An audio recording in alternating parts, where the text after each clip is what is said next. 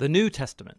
If you open up a Bible to its table of contents, you'll see it's made up of two large collections, the Old and New Testaments. The word testament refers to a covenant partnership, which is what both of these collections are all about. They tell one epic and complicated story of God's covenant partnership with Israel and all humanity. The Old Testament is called Tanakh in Jewish tradition. It's a unified scroll collection of 39 Israelite texts that were over 1,000 years in the making. In contrast, the 27 books of the New Testament all came into existence within 30 to 40 years of each other. They were all written by first-generation followers of Jesus. From an early period, Christian communities began collecting these texts and reading them alongside the Old Testament as one unified story that leads to Jesus. The New Testament begins with 4 narrative books that together are called the Gospel. They tell the story of Jesus of Nazareth's life, death, and resurrection as an announcement of good news. They're followed by a 5th narrative work called Acts of the Apostles. Here, the risen Jesus commissions the apostles, a word that means the sent ones. They're appointed as Jesus' representatives to spread the good news about him throughout the ancient world. After Acts comes a collection of letters from the apostles. These were written to provide teaching and guidance for local communities of Jesus' followers called churches. There are 13 letters connected to the Apostle Paul, and they're not arranged in the order of when they were written, but rather from the longest to the shortest. Then there's the letter to the Hebrews, written by a close but unnamed associate of the apostles. After this are the letters of James, Jude, Peter, and John. 2 were brothers of Jesus, and 2 were among his first followers. The last New Testament book is the Revelation, a letter to 7 churches that reveals a prophetic word of challenge and comfort to all of Jesus' followers. So those are the books of the New Testament, but what are they about? And how do they connect with the Old Testament to make up one unified story? Think of it this way. The Bible is one long epic narrative with multiple movements or acts. The Old Testament recounts the first series of acts that give you everything you need to make sense of the story to follow. The core themes and the plot conflict are arranged in design patterns. And then in the New Testament, these are all picked up and carried forward to the story's culmination in Jesus. Let me show you what I mean. The first act is about God and all humanity. God provides a sweet garden temple for humans who are made to be God's partners in ruling the world. But the humans are foolish, and they give in to a dark temptation and rebel against God's wisdom. So they're exiled into a wilderness where they start killing each other. They build cities that spread their selfishness and oppression, leading up to the big bad city of Babylon. But God loves the world and its foolish humans, so he sets in motion a rescue plan by promising the arrival of a new human who will destroy the evil that has lured us into self-destruction. The next act of the biblical story is about God and Israel, and it develops the themes and patterns of the first act. God calls a new humanity out of Babylon into a sweet garden land. Abraham, Sarah, and his descendants, the Israelites. God promises that through them, divine blessing will be restored to all of the nations. Surely these are the new humans that we're waiting for, but the Israelites repeat humanity's rebellion against God, building their own violent cities that lead to self-destruction and another exile in Babylon. But God sustains his promise that the new human will come from Abraham's lineage. It will be a priest king who will now have to rescue both Israel and humanity from Babylon to restore God's blessing to the world.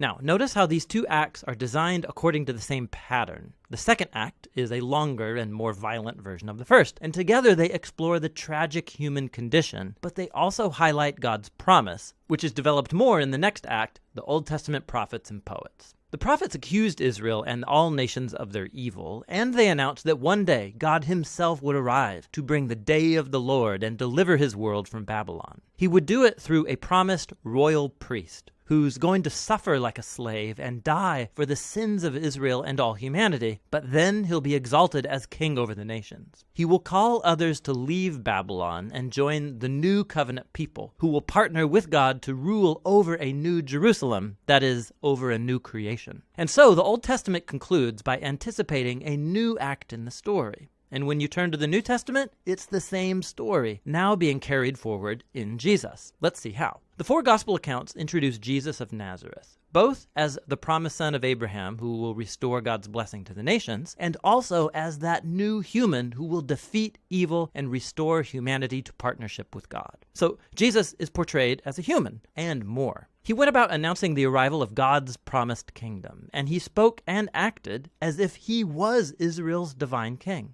But instead of calling himself king, Jesus referred to himself as the Son of Man, that is, the human one who would act like a servant. The Gospels are making the claim that in Jesus, Israel's God has become the faithful Israelite and the true human that we are all made to be but have failed to be. Jesus' mission was to confront that dark evil that lurks underneath humanity's evil, luring us into selfishness, violence, and death. But how do you defeat that kind of evil? The surprising answer in the Gospels is that Jesus overcame our evil by allowing it to kill him on his paradoxical throne, the cross, where Jesus died for humanity's evil and sin. And it's where he lived out what he taught, that nonviolence, forgiveness, and self-giving love are the most powerful things in the universe. And because God's love for his world is stronger than evil or death, Jesus was raised to new life as the prototype of a new humanity, and this brings us to the story of Acts. Through the Spirit, God empowers Jesus' followers to spread the life and love of Jesus out into the world as they invite people to leave their old humanity and join Jesus' multi-ethnic family, the new humanity. This is where the letters from the apostles fit into the story. Here the apostles address early Christian communities, and they show how the good news about the risen King Jesus changed history and should reshape every part of our lives. They also explained the good news by constantly appealing to stories from the Old Testament and the stories of Jesus, showing us how to see our own life stories as part of the epic biblical story. So all humanity is trapped in a Babylonian exile, but Jesus came to create a new home. We're all living in different kinds of Egyptian slavery to selfishness and sin, but Jesus died as the Passover lamb to liberate us into the promised land. Our old humanity is bound for the dust of death, but Jesus' resurrection opened up a new future for a new humanity. We live here in the current evil age, but through Jesus and the Spirit, a new creation has burst open here and now. And this leads us to the book of Revelation, where the whole biblical story comes together in powerful symbolism and imagery.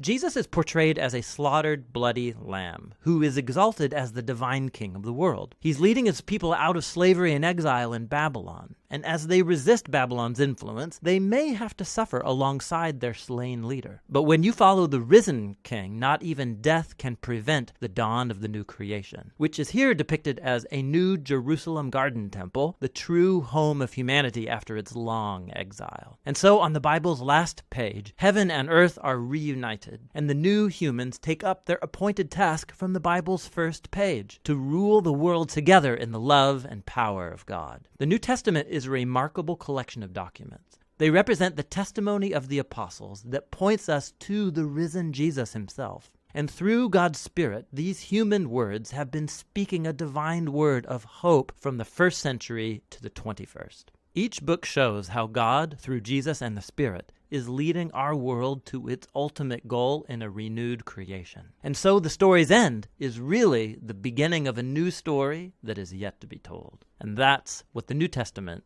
is all about.